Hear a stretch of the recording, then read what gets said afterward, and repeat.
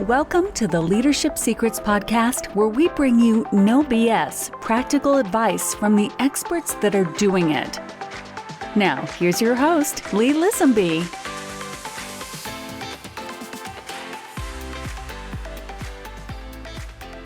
All right, welcome to our podcast, Leadership Secrets. This is your host, Lee Lisenby. I have a very special guest on today, Thomas Kereszti. He is a leadership expert. He's a former CEO of some pretty large companies. I saw one of the company was $1 billion commercial goods food place, I believe. I'll let Thomas expand on that. He is a best-selling author of the 4 Keys Leadership Success. He is a strategic advisor to boards and C-suites, executive coach, educator, and mentor. Tom, thanks for being on the show. How are you, man? Lee, thank you so much for having me, and I hope I can live up to that grandiose introduction. And for our listeners, I always try to bring you someone who's actually doing it. I mean, I think it's so valuable to get some leaders in here who have done it before. Tom is definitely one of those people. Not only has he done it and done it well, but now he's out there teaching and building other leaders out there. So I think it's a very great thing he's doing today. Recommend you follow his LinkedIn profile. There's some good stuff on there. Tom, really quick, just give us a quick introduction. You know, what you've done, what you're currently doing, maybe some passions of yours. Well, the thing that I'm most proud of is all the mistakes I made, right? Because you learn from these mistakes. You make some stupid mistakes, you make some little mistakes, you make some big mistakes, but as long as you're learning from it, then you're growing. Otherwise, it's just stuff that happens to you. And that kind of led me to write the book, which is C-Suite and Beyond, the 4 Keys to Leadership Success, because it's really a collection of lifetime stories of, wins and losses and what I've learned. And, sometimes it's much easier to learn from other people's mistakes than your own. It's less painful. So, I hope some people read it and learn from my mistakes so they don't make the same ones. Yeah, I had that book on my list. I haven't read it yet, but wow, that's great mistakes because I make a ton of those myself. Yeah, constantly growing, huh? Do you have any like hobbies, passions you're currently working on? Any other books in the work? I've got when I set up my book, there's 5 keys. Actually, there's 4 keys and a bonus key, which I talk about later. So what it allows me to do is really do a deep dive on each one of those principles and develop a book on each one of those. And I'm in the process of doing 2 more books, one on culture and one on vision.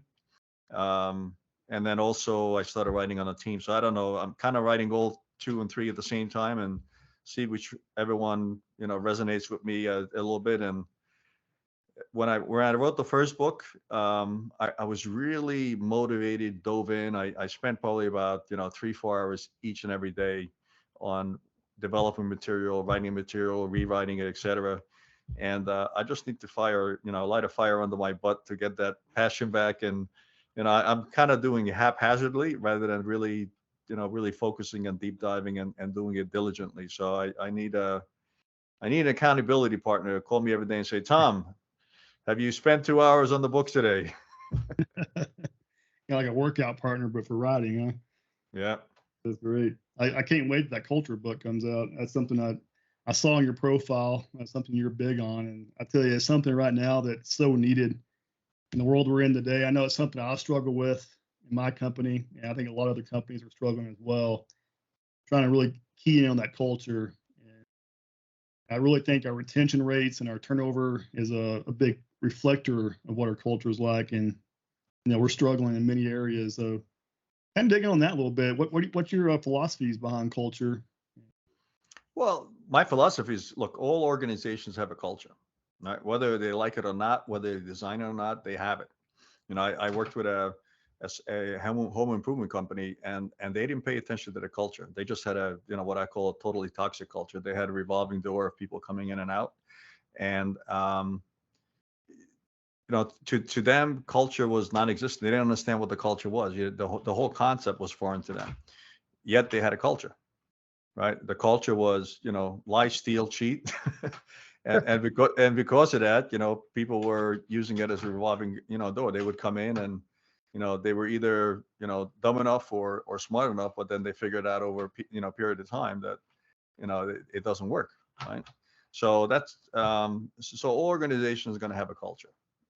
It's just whether or not you pay attention to it and you design it, and more importantly, not just design it but live it. So the other reason some cultures break down is because people are not living it. Right, so there may be a poster on the wall, there may be a saying, maybe something on their website, but then when you walk through the crowd and you walk through the hallways and the employees and the peers and the subordinates, and you find that they're not living it. So in a healthy organization, whatever that culture is, right? In a healthy organization, I always say, look, whether you're cleaning the toilets or whether you're sitting in the corner office of the CEO, you share the same values and you share the same culture because that's what you signed up for. And if the other guy's not living it, you should be able to call him out. Right? You should be able to call him out and say, hey, that's not really according to our shared values. That really doesn't really support a culture. And I think that's where it breaks down, where people say, well, we should have a culture. Everybody else has a culture. So they listen to guys like John Maxwell that says, culture eats vision for lunch. Oh, so that means if we have a vision, we must have a culture. And but the problem is they don't live it. And a good culture is really one. If you don't have a culture in your organization, then by all means get all the honchos in the room and figure out what your culture should be and agree on that and make sure your organization buys into it.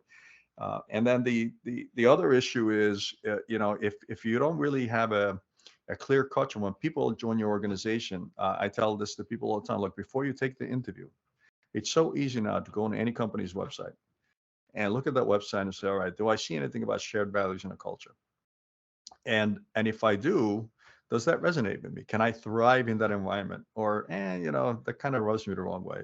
I don't know if I can thrive in that environment. Look, if you can't thrive in an environment, don't even take the interview, because within 6 months, once you're hired, if you're hired, you're out. You're either going to quit, they're going to fire you because you're not a fit, right? Or if you go to the website and you don't see a culture or shared values and it's not clear to you that there actually is one, again, don't take the interview, because why would you want to go into an environment where you're not sure what the DNA is, and then you're 6 months from now you're miserable. I think you just dropped like 20 bombs there. That's great. I'm glad I'm recording this. I'm going to go back and listen to that again. That's great. I just had a conversation today at work, and our CEO is pushing us to improve retention, and everyone's first response is, we got to pay them more. Fortunately, we're not paying them enough, and we already feel like we're paying the top end of most companies are paying. But guys, if it's all about money, I mean, look at the Southwest Airlines and American Airlines. I mean, people take pay cuts to work at Southwest Airlines. Same with Chick-fil-A and McDonald's. They pay the same amount of money, yet the staff at Chick-fil-A is, much better, just because of their culture. I mean, culture is a huge piece of this puzzle, and I'm really glad I have you on today. That was great. Another thing we're big on here in our Leadership Secrets podcast is personal development. I think I picked that up from the military. I found the leaders that I've worked for, the ones that had some personal development, they typically were generally better leaders, and for a variety of reasons. Do you have any personal development habits of your own that you could share with us? Yeah. Look, if you don't have personal development habits, then dig a grave now and bury yourself 6 foot under. I mean, you stop living. Let me just comment really quickly on what you said before about pay raises. Like, your boss said we got to give people more pay. Look, if let's say you're successful in keeping somebody because you gave them a raise, guess what? The next, bigger offer that comes along, they're going to leave anyway. Right. So if it's just about money, obviously you should compensate people inside your organization so that they're happy. That's part of the equation of your culture, right? But if all it is about money, well, anybody can outbid you there, right? If they just want to hire somebody away and it's just about money, they say, well, we'll give you another 15%, and boom, they're gone.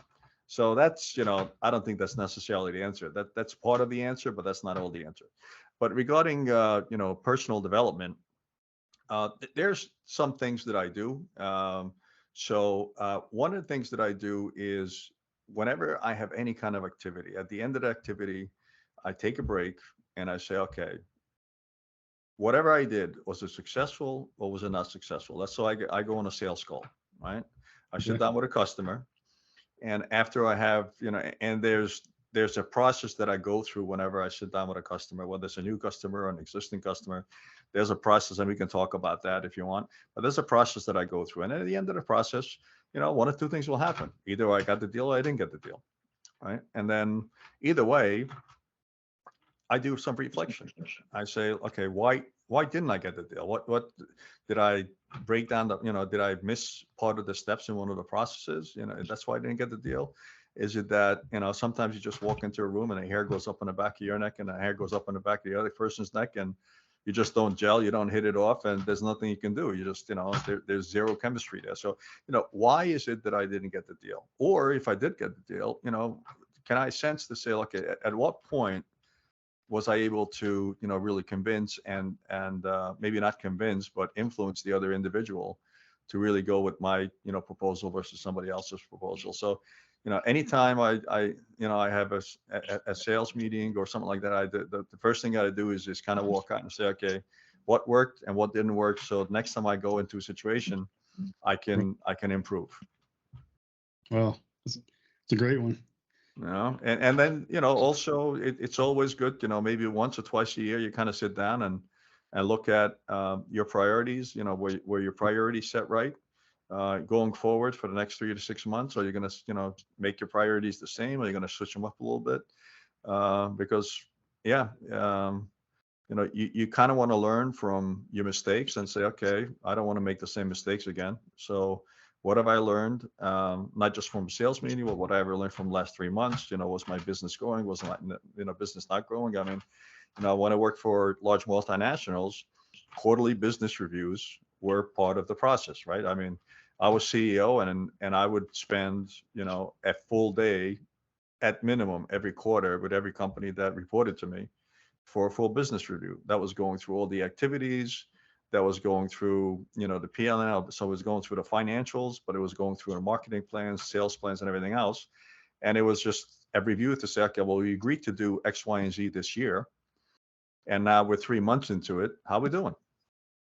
Do we need to fine tune anything? Do you need more help from me? Do you need more support from me? How can I help you to make those, plans a reality? And then we'll meet again in 3 months. And if there was a problem, then I would fly, and I flew into Brazil once a month. Brazil was one of the companies that was reporting to me, and once 3 days every month I was in Brazil because there were some issues that we're trying to overcome.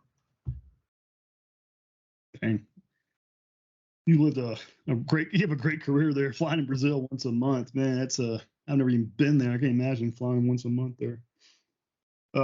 Outside of just like your day-to-day work, routine habits, you like education? Do you read any books? Like, what types of books do you read, and how often do you read books outside of, just personal books or personal development books? Sorry. I don't have, like a personal target to say I'm going to read X, Y, and, I'm going to read 3 books a year or 5 books a year. Obviously, I'm part of the John Maxwell organization. So every time John brings up a new book, I try to read that.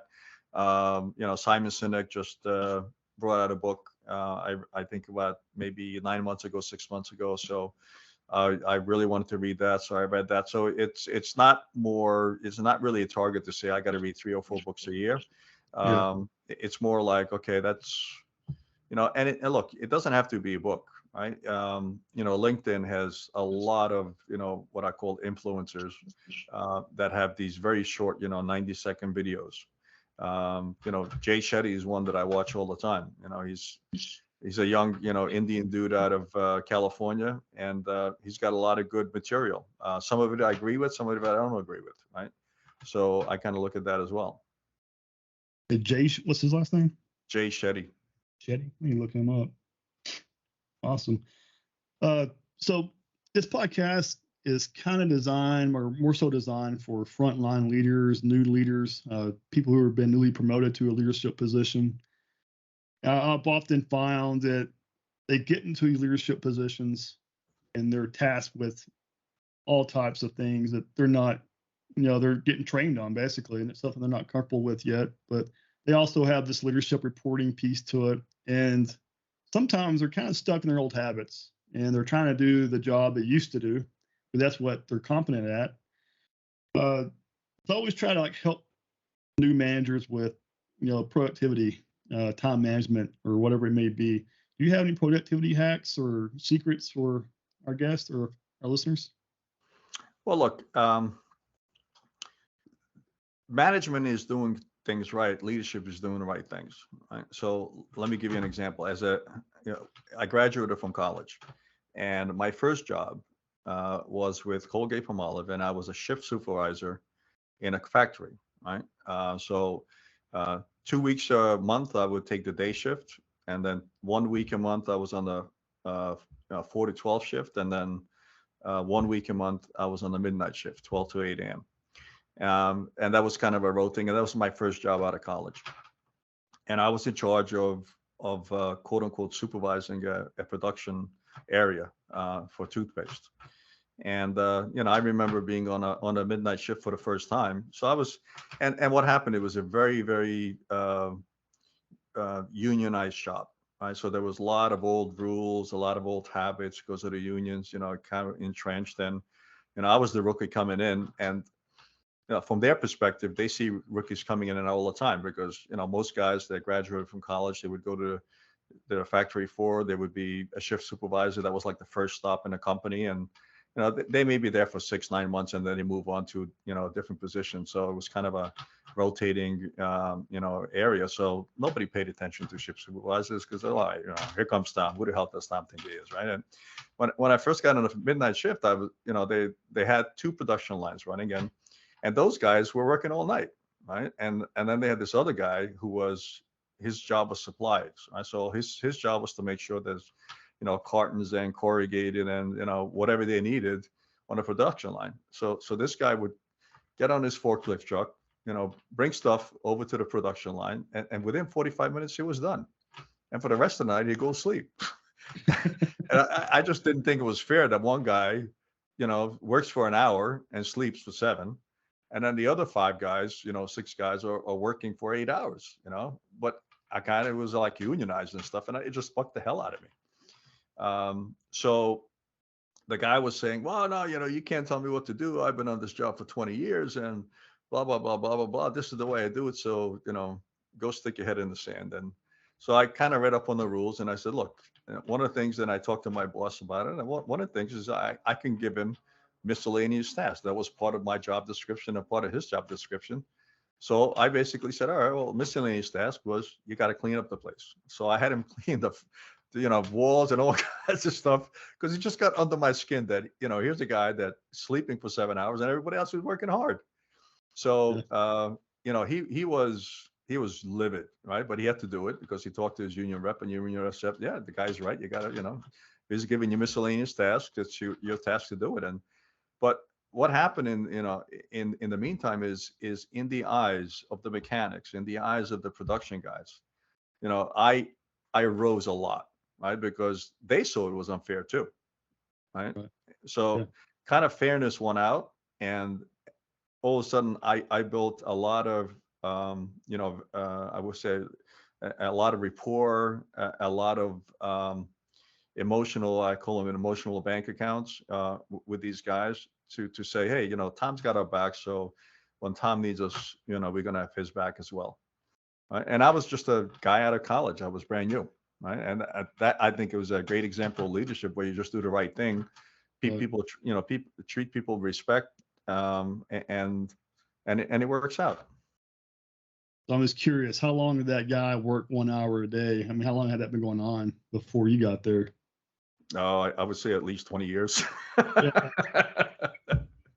It blows my mind that kind of stuff happened because, the other shift supervisors have probably seen this. I'm sure they had, and no one said anything about it because they're probably just too, they didn't have the guts to go tell them to go do some other work. That's crazy. That's a good way to build influence though with your team. That was a great example. Yeah. I feel like you already answered my next question, but I'm going to ask it anyway. So if you had to give one advice to a newly promoted leader, what would that be? The equivalent of our corporate culture is the individual's character, right? And in the end, I don't care if you're a CEO or, a first time, shift supervisor. In the end, people buy into you. And that's really what happened with me on that shift supervisor job. Is people bought into me. They bought into my action. They bought into my authenticity, and people buy into you, and they will follow you. Because if they don't know who you are, or I'm sorry, if you don't know who you are, then people can't buy into you because they don't know who you are, right? So understand who you are, understand what your character is, understand what your values are, and then people can buy into you. And make that transparent, form those relationships with those folks, because in the end, people don't follow titles, people don't follow offices, people follow people. And if they don't understand who you are and what you're about, they're not going to follow you. That's great. I like that one a lot. That's very true too. I have a few managers under me that I need to give that advice to. That's great. So this is the Leadership Secrets podcast. So our big piece on this podcast is kind of the premise behind why I put this podcast together. Is just because throughout my career, I've found that there's things that I feel like leaders should be doing that aren't. Like the majority of leaders aren't doing one thing that I feel like they should be doing. Mine is always continuous education. I feel like some of the leaders I worked for would just pick up some leadership books and read it. They'd be a much better leader. Do you have any leadership secrets that you feel like more leaders should be doing out there in the world? Well, there's 1,000 secrets, but just like in a moment like this, how do you answer that question? You asked about what books that I like to read. One of the books that I loved was when Rudy Giuliani, he's a controversial, figure now, but when he was mayor of New York City during 9/11, he took a really, classic leadership role. And if you read his book, I think it's called Leadership by Rudy Giuliani. One of the things he says is, never ask somebody to do something you're not willing to do yourself. And what happens is, a lot of leaders are, kind of telling people what to do instead of showing them what to do. And that's one of the principles that I always apply to myself is to say, look, before I ask anybody to do any task, I should have a fairly good idea of how that task is being done. And I should be able to show that individual how the task is being done, so they can follow my example rather than telling them what to do, showing them what to do. And to me, that's a world of difference between telling and showing. Wow. So I skipped that question. The book you recommend. So would that be the book you recommend leaders to read? Yeah. That certainly, any of the Maxwell books, like I said, Simon Sinek has good books. The only, and I hope Simon is not listening to this podcast, but the only thing I would say about Simon is he has some great points about leadership, but he's never really led a large organization, right? So, he talks more about hearsay rather than from personal experience. But what he says, does make a lot of sense. So I love his stuff, but he's never really led a large organization. Rudy Giuliani, I mean, heck, he led New York City. So that's, New York City is bigger than most of, countries in the world. So, any of Rudy's books, Jack Welch's book, I read, Straight from the Gut, which is a great book from Jack Welch. And, with his experience at GE, I learned in that book that, up until I read that book, I led quote unquote a double life. I read a life where I really didn't want to, because I didn't think it was proper to form for personal relationships at work. To me, work was very professional. It was very distant. I really didn't have any close relationship with work. And then there was my private life where I had a lot of, close relationships with people. And then after reading Jack Welch's book and how his direct reports almost were like a family, wives got together. They went on trips together, vacations together. So they were forming, that very important, trust me concept. And look, you're going to trust a person not in the boardroom. You're going to trust somebody, when you did something with them, either they backed you up in a bar fight, after, you're there at 2 o'clock in the morning or whatever. So you form those relationships outside of work. And that's a mistake I made early on in my life, in my career, where I separated those. I separated my private life from my work life. And then as I got more mature, I understood the value of really forming closer relationships with my inner circle. So we are always there to support each other. And that really came from Jack Welch's, book. I haven't read that one. I've read I think Winning by Jack Welch is one of his books.